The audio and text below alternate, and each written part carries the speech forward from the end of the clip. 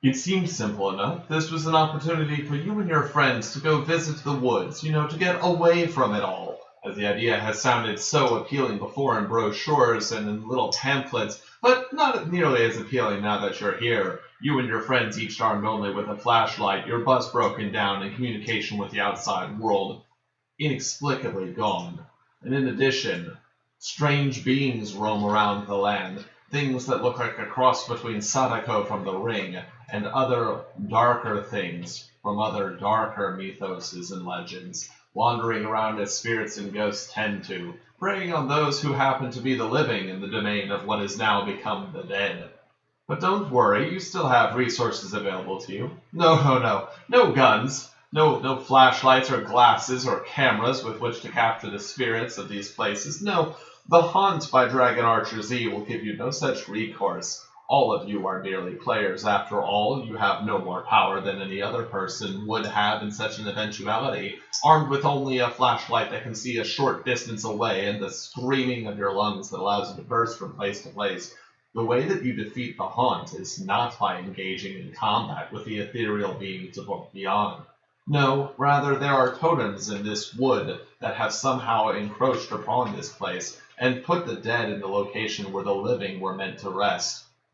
And so the only way through is to see each other's vision, rely on each other, to pull these strange wraith-like beings to and fro, back and forth, long enough for each of you to destroy each of the totems. But how many totems are there? And where are they? Are they all in the woods? Perhaps some are in the cabin to the upper right. There is a cemetery further down and to the right where you may find yourself. And still there are even darker and stranger places, and not all of these spirits act and move in the same way.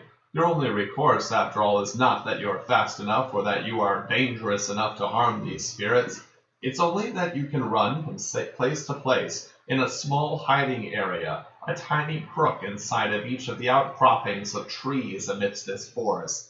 And only then can you escape, for you may well find that DragonArcherZ's The Haunt is a masterpiece of unapologetic survival horror.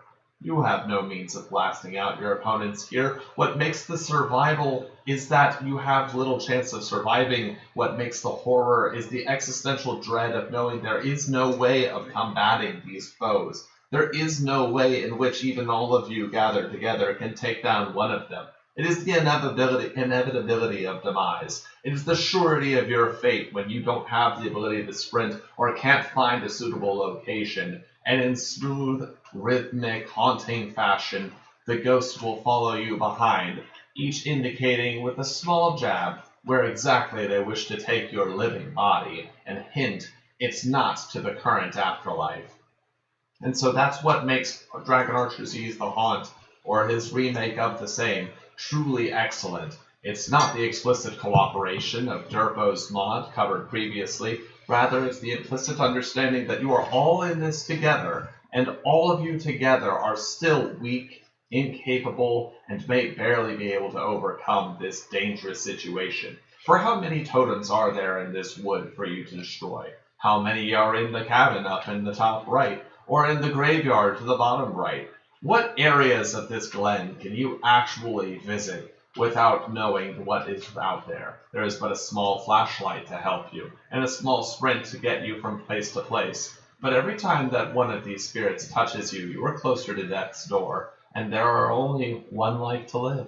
You have no respawn, you have no health regeneration, all of your mistakes are permanent, your victory is not assured, and it is that uncertainty, and the promise of defeat, that makes this, along with its inevitability, true survival horror.